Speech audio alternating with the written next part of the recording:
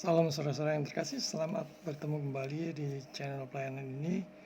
Kita bahagia bersama-sama bisa menggali firman Tuhan dengan sukacita. Mari saya ajak saudara-saudara untuk menggali dari 1 Petrus pasal 2 ayat 25.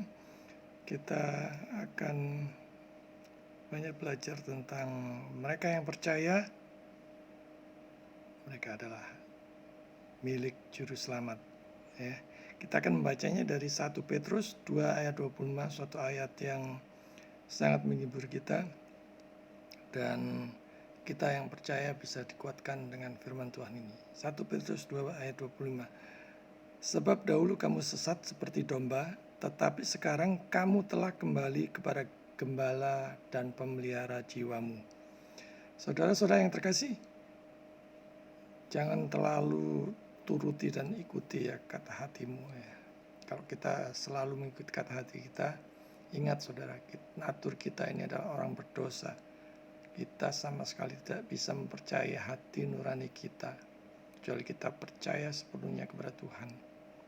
Dan Tuhan memberikan kebenaran di dalam firman-Nya ke dalam hati nurani kita, jika kita mau terus menggali firman Tuhan. Jangan terus turuti kata hatimu ya, dan ikuti kata hatimu. Kalau tidak engkau akan binasa. Ikuti saja Tuhan Yesus, maka engkau akan selamat dan jiwamu akan dipelihara.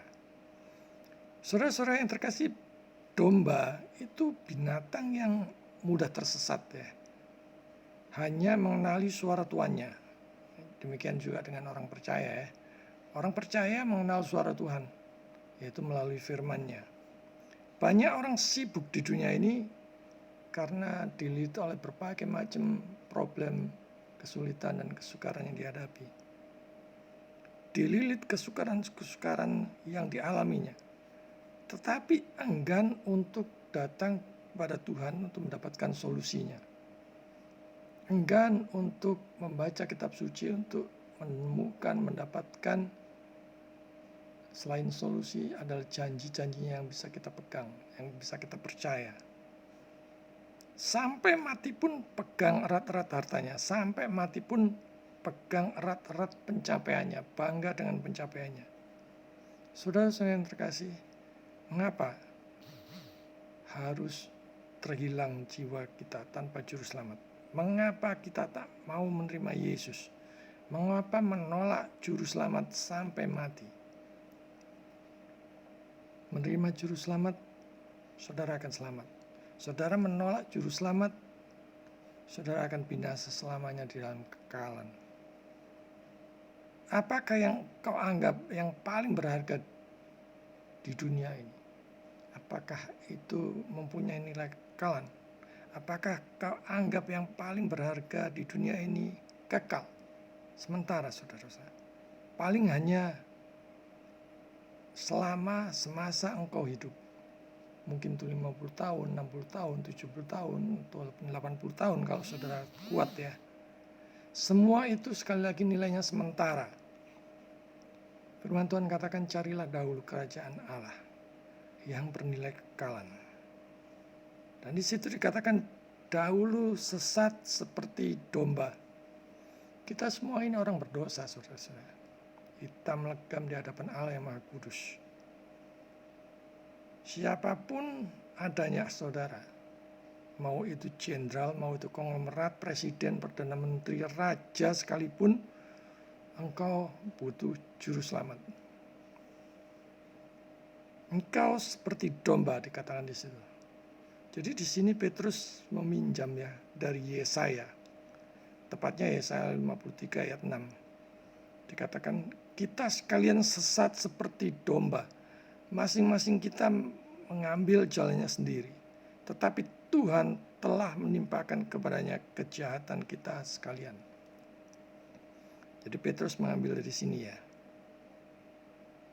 Pada kata domba tidak ada tekanan khusus saudara. Dia memang membandingkan kita dengan domba. Menekannya adalah pada apa yang sang nabi tambahkan. Ketika dia mengatakan bahwa setiap orang telah berpaling ke jalannya sendiri. Jadi memang kecenderungan kita sebagai orang berdosa adalah memilih jalan kita sendiri. Artinya kita semua tersesat dari jalan keselamatan dan berjalan menuju jalan kehancuran. Sampai Kristus membawa kita kembali dari pengembaraan ini. Dari cara hidup kita yang sia-sia ini. Dikatakan di situ, sekarang telah kembali. Jadi saudara-saudara, Tuhan mengasihi saudara. Saudara yang dulunya mati, dibuatnya hidup. Kembali ke jalan yang benar. Sekarang dikembalikan kepada gembala yang punya. Ya. Pemilik dari domba-domba itu. Semua orang yang tidak diperintah oleh Kristus, mereka adalah tersesat seperti domba yang tersesat di jalan yang salah. Tidak peduli seberapa kaya, sukses, dan pintarnya engkau, tanpa Kristus jiwamu menuju kebinasaan. Kemudian dikatakan kepada gembala dan pemelihara jiwa. Ya, ini yang paling penting. Mari kita renungkan, milik siapa jiwa saudara saat ini? Ya, milik juru selamat ataukah milik iblis yang membawa pada kebinasaan? Dan di sini Rasul Petrus mengutuk seluruh hikmat dunia yang tidak tunduk kepada pemerintahan Kristus. Jadi dua gelar yang diberikan di sini, yang kepada Kristus, yang diberikan kepada Kristus, dua gelar itu sungguh luar biasa ya saudara. Dia adalah gembala dan pemelihara jiwamu. Saudara bisa bayangkan kalau jiwa saudara tidak dipelihara oleh Tuhan, akan lari kemana? Saudara-saudara yang menjadi hamba Tuhan, para hamba Tuhan, mari memimpin orang awam untuk makin rajin menggali firman Tuhan dan menemukan maksud dan kehendak Tuhan di dalamnya dengan pimpinan Roh Kudus, supaya mereka menjadi makin rajin, makin giat, makin berkobar-kobar bagi Tuhan. Bukan memimpin dan mengarahkan mereka dengan ajaran yang penuh dengan kesaksian kosong, ataupun ambisi saudara untuk mengarahkan mereka ke maksud saudara yang tidak sama sekali bernilai kekalan, artinya yang hanya bernilai sementara. Tapi mari mengarahkan jiwa-jiwa pada Kristus, hidup bagi Tuhan, total komitmen bagi Tuhan, mengerjakan amanat agung. Ya, ada kata-kata yang sangat menarik ya. Biasanya orang-orang kalau berpisah itu jangan lupa bernapas gitu ya. Kalau direnung-renungkan saudara, itu sangat dalam sekali. Saudara lupa bernapas pasti mati ya. Orang Kristen juga demikian. Ingat terus menggali, melayani, dan berjalan dengan Tuhan supaya engkau hidup. Dan hidup ini saudara-saudara bukan sementara, untuk sementara ini yang kita jalani sekarang ini. Tapi untuk kekekalan bersama-sama dengan Tuhan kelak di dalam kekekalan. Jadi tidak ada alasan untuk takut. Dia dengan setia akan menjaga keselamatan mereka yang berada dalam kandang dan dalam perawatannya.